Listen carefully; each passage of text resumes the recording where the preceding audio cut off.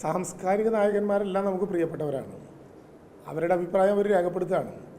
അത് ശരിയല്ല എന്ന് തോന്നുന്നവർ തിരുത്തുന്നു, അവരവരുടെ അഭിപ്രായം പറയുന്നു. ഏതെങ്കിലും ആളുടെ അഭിപ്രായത്തിന് നേരെ യാതൊരു വിധത്തിലുള്ള കടന്നുകയറ്റവും പാടില്ല എന്നുള്ള അഭിപ്രായമാണ് ഗവൺമെൻറ്റിനുള്ളത്. ആളുകൾക്കെല്ലാം അഭിപ്രായം പറയാൻ സ്വാതന്ത്ര്യമുള്ളൊരു ജനാധിപത്യ ഘടനയാണല്ലോ നമ്മുടെ കൂട്ടത്തിലുള്ളത്. തെറ്റിദ്ധരിക്കപ്പെട്ട് പറഞ്ഞ ചില കാര്യങ്ങളാണെങ്കിൽ നമുക്ക് അവരോട് ആ കാര്യങ്ങൾ നേരിൽ സംസാരിച്ച് നമുക്ക് ബോധ്യപ്പെടുത്താം. അതല്ല, ഈ കേരളത്തിലെ ഗവൺമെൻറ്റിൻ്റെ പൊതുവായിട്ട് അഭിപ്രായം ഒരു ഫാസിസ്റ്റ് ഗവൺമെൻറ്റിനെ പോലെ ഒരു അഭിപ്രായം പറഞ്ഞാൽ അതിനെ ഏതെങ്കിലും വിധത്തിൽ ഭീഷണിപ്പെടുത്തി അഭിപ്രായം പിൻവലിക്കുക എന്നൊരു നയം ഈ ഗവൺമെൻറ്റിന് ഇല്ലാത്തതുകൊണ്ട് പ്രത്യേകിച്ച് ഞാനും അഭിപ്രായം പറയേണ്ട കാര്യമില്ല.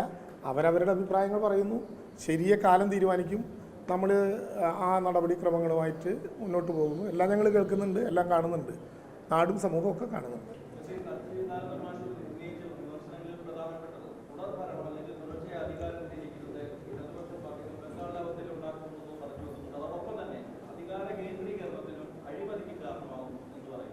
അല്ല, മാഷുടെ അഭിപ്രായം 3 തവണ 1 വീതം 3 നേരം നിങ്ങൾ പോയി എടുത്തല്ലോ. മാഷ് പറഞ്ഞു കഴിഞ്ഞല്ലോ.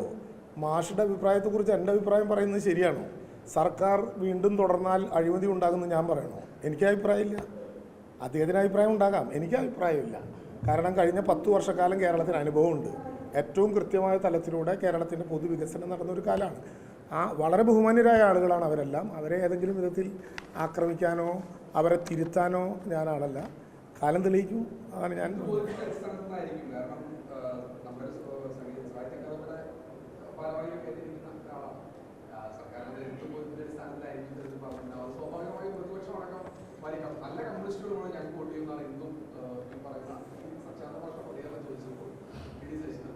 പ്രതിപക്ഷത്തിന് ആശിക്കാൻ വകയുണ്ട്. കേരളത്തിൻ്റെ ഒരു പ്രത്യേകത അതാണ്. എപ്പോഴും ആശിക്കാം. ആശയാണല്ലോ നമ്മളെയൊക്കെ നയിക്കുന്നത്. ആശിക്കട്ടെ. കേരളത്തിലെ തിരഞ്ഞെടുപ്പ് ഫലം നമുക്ക് മനസ്സിലാവും. പിന്നെ ഞാൻ പറഞ്ഞ അഭിപ്രായ പ്രകടനം നടത്തിയിട്ടുള്ള ഏറ്റവും മഹാന്മാരായിട്ടുള്ള ഞങ്ങളൊക്കെ അഭിമാനപൂർവ്വം വായിക്കുകയും ഇപ്പോഴും ഇഷ്ടപ്പെടുകയും എന്തഭിപ്രായ പ്രകടനം രേഖപ്പെടുത്തിയാലും ഞങ്ങളുടെ മനസ്സിൻ്റെ ചുമരുകളിൽ തങ്കലിപികളായി എഴുതി പിടിപ്പിക്കപ്പെട്ട അക്ഷരത്തിൻ്റെ ഉടമകളാവുകയും ചെയ്ത ആളുകളെ ഞങ്ങൾ തിരുത്തണോ? അത് ശരിയല്ല. അവരവരുടെ അഭിപ്രായം ബോധ്യം എന്താണെന്നൊക്കെ പലതവണ ചോദിച്ചില്ലേ, അവർ പറഞ്ഞില്ലേ. ഇനി അത് എന്നെ കൊണ്ട് കൂടി പറയിപ്പിക്കേണ്ട കാര്യമില്ല. നോക്കാം, നമ്മളവരോടൊക്കെ സംസാരിച്ച് നോക്കാം. സ്വാഭാവികമായിട്ടും അങ്ങനെ ആകില്ലല്ലോ ഞങ്ങളുടെ ഒന്നും അഭിപ്രായം. ഒരു ഗവൺമെൻറ്റിന് ഞങ്ങൾ നേതൃത്വം നൽകുകയല്ലേ. അവരുടെ എല്ലാ അഭിപ്രായം ഞങ്ങൾക്ക് വിമർശനങ്ങളിലോ അഭിപ്രായ പ്രകടനങ്ങളിലോ ഏതെങ്കിലും വിധത്തിലുള്ള ഭീതിയോ അതിൻ്റെ പേരിൽ അവരോട് വ്യക്തിപരമായ എന്തെങ്കിലും വിദ്വേഷമോ ഉള്ളവരല്ല. പൊതുജനാധിപത്യ സംവിധാനത്തിൽ ഞങ്ങൾക്ക് കുറവുണ്ടെങ്കിൽ ഞങ്ങളെ തിരുത്താൻ ജനാധിപത്യത്തിൻ്റെ സംവിധാനത്തിൽ എല്ലാവർക്കും അർഹതയുണ്ട്. അതിൽ ശരിയുണ്ടെങ്കിൽ ഞങ്ങളത് ഏറ്റെടുക്കും, തെറ്റുണ്ടെങ്കിൽ ഞങ്ങൾ അവരോട് തന്നെ ആ കാര്യം സംസാരിക്കും. അവരെല്ലാം ഇപ്പോഴും ഞങ്ങളുടെ മനസ്സുകളിലെ മഹാരഥന്മാരാണ്. അവരുടെ ഒന്നും ചിത്രത്തിനും ചിന്തയ്ക്കും ഒരിടവും ഞങ്ങളുടെ മനസ്സിൽ വന്നിട്ടില്ല.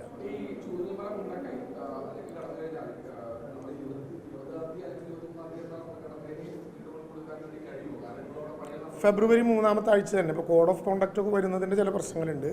നമുക്കറിയാം, ഏപ്രിൽ 13-ാം തീയതിയാണ് ഭൂമി കൈമാറി കിട്ടിയത്. അന്ന് മുതൽ നവംബർ മാസം വരെ പെരുമഴയുണ്ടായ സ്ഥലമാണ് ഈ ചൂരൽമല. പക്ഷേ അതിൻ്റെ എല്ലാം ഇടയിലും 410 വീടുകളിൽ 360 വീടിനും വാരം കോരി നല്ല ഒരു നമ്പർ വീടുകൾ പിന്നെ കോൺക്രീറ്റ് ചെയ്ത് ടെറസ് ഉണ്ടാക്കി വലിയ പൂർത്തീകരണത്തിലേക്ക് പോവുകയാണ്. എന്തായാലും ആദ്യഘട്ടം പൂർണ്ണമായിട്ടും ഫെബ്രുവരി മാസത്തിൽ തന്നെ ബന്ധപ്പെട്ട ആളുകൾക്ക് സമർപ്പിക്കുന്ന വിധത്തിലുള്ള നടപടി. കൃത്യമെണ്ണം നമുക്കിങ്ങനെ നോക്കി വരേണ്ടതുണ്ട്. കാരണം ഈ കാലയളവിലുണ്ടായ ചില പൊതു പ്രകൃതി അന്തരീക്ഷത്തിൻ്റെയൊക്കെ പ്രശ്നമുണ്ട്. എന്തായാലും വളരെ കൃത്യമായൊരു നടപടിയാണ് അതിന് മുന്നോട്ട് പോകുന്നത്. ഇപ്പോൾ തന്നെ 1600-ലേറെ ആളുകൾ അവിടെ പണിയെടുക്കുന്നുണ്ട്. രാപ്പകലില്ലാതെ ആ പ്രവർത്തനത്തിന് നേതൃത്വം നൽകുകയാണ്. ഇനിയും സ്കിൽഡായിട്ടുള്ള തൊഴിലാളികൾ എത്ര കേരളത്തിൽ നിന്ന് വന്നാലും ശമ്പളം കൊടുത്ത് അവരെ എൻഗേജ് ചെയ്യിക്കാനും ഞങ്ങൾ തയ്യാറാണ്. വളണ്ടറി ആയിട്ടോ ഈ പ്രവർത്തനം പൂർത്തീകരിക്കാനോ കേരളത്തിൻ്റെ വിവിധ മേഖലകളിൽ നിന്നും കേരളത്തിന് പുറത്തുമുള്ള തൊഴിലാളികൾ വരുന്ന മുറയ്ക്ക് അവരെല്ലാം എടുക്കും. എത്ര പേരെ വന്നാലും അത് വെച്ച് മുന്നോട്ട് പോകണം. അത്ര വേഗതയിലാണ് നടപടിക്രമം. ആദ്യഘട്ടം ഫെബ്രുവരി മാസത്തിൽ ആദ്യഘട്ടം അത് തന്നെ കേന്ദ്രീകരിക്കണം. ആദ്യഘട്ടം പെരുമാറ്റച്ചട്ടത്തിന് മുമ്പായി തന്നെ കൈമാറാനുള്ള നടപടിക്രമങ്ങളാണ് ഇപ്പോൾ സ്വീകരിച്ചിട്ടുള്ളത്. അവിടേക്ക് വെള്ളം, അവിടേക്കുള്ള വെളിച്ചം, അവിടേക്ക് അനുബന്ധമായിട്ടുള്ള STP ഉൾപ്പെടെയുള്ള സൗകര്യങ്ങൾ അതെല്ലാം ഘട്ടം ഘട്ടമായിട്ട് നമ്മൾ പൂർത്തീകരിച്ചു കഴിഞ്ഞു. കിട്ടുന്ന മുറയ്ക്ക് അവർക്ക് കൈമാറുക. അവർക്ക് ആ വീടിന് പുതിയതായിട്ട് പട്ടയം കൊടുക്കണം. ആ നടപടിക്ക് റവന്യൂ വകുപ്പ് നേതൃത്വം നൽകുന്നുണ്ട്.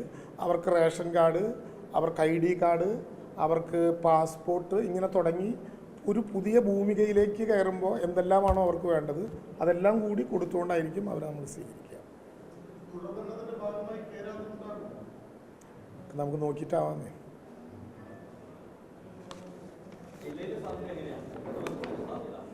പന്ത്രണ്ടായിരുന്നു 13ലേക്ക് കടക്കും. 12 13ലേക്ക് പോകും. അല്ല, നഷ്ടപ്പെട്ടതല്ലേ. 12-ൽ ചാലക്കുടി ഇല്ലല്ലോ, 13-ൽ ചാലക്കുടി ഉണ്ടായാലേ മതിയാവും. മറ്റൊരു ജില്ലയിലെ നമ്പർ ഞാൻ പറയില്ലല്ലോ. 13-ൽ ചാലക്കുടി ഉണ്ടാകും, അത് ഉൾപ്പെടെ പിടിക്കുന്നതാണ്. ഒരു ഭീതിയും അക്കാര്യത്തിലില്ല. കേരളത്തിലെ ഗവൺമെൻറ്റിൻ്റെ വികസന പ്രവർത്തനങ്ങളെയും കേരളത്തിലെ മതനിരപേക്ഷ മനുഷ്യരും ഒരു വർഗീയതകള പോലും ഇല്ലാതെ കേരളത്തെ മുന്നോട്ട് കൊണ്ടുപോകാൻ നയിക്കുന്നതുമായിട്ടുള്ള ഒരു പ്രാപ്തിക്ക് ഇന്നലെ നമ്മൾ കണ്ട ക്യാൻസർ റിസർച്ച് ഇൻസ്റ്റിറ്റ്യൂട്ട് ഉൾപ്പെടെ കേരളം ഒരു 20 കൊല്ലം കഴിഞ്ഞാൽ എന്താകണം, അത് ഇന്നേ സ്വീകരിക്കുന്ന നടപടിക്രമങ്ങൾക്ക് ജനങ്ങൾ ഹൃദയത്തിൽ തുടങ്ങിയാണ്. UDF എന്നാൽ പിന്നെ തൃശ്ശൂർ ജില്ലയിൽ ഉള്ള കണക്കൊന്ന് കൂട്ടി നോക്കിക്കോ. തൃശ്ശൂർ ജില്ലയിലെ കണക്ക് കൂട്ടി നോക്കിയാൽ അത് മനസ്സിലാകും.